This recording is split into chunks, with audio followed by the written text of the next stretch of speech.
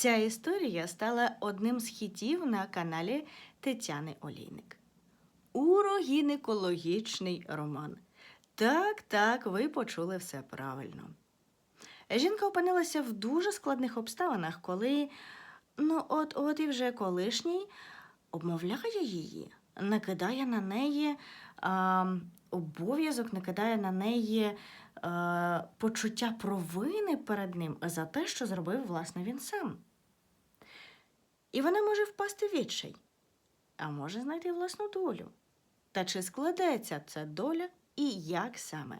Дізнаємося разом в романі «Урогінекологічний роман». Знайти дуже легко. Вводіть назву в пошук Ютубу і слухайте із задоволенням. Та не забувайте коментувати і лишати вподобайки авторці. Тетяні Олійник буде це дуже приємно. Почуємося!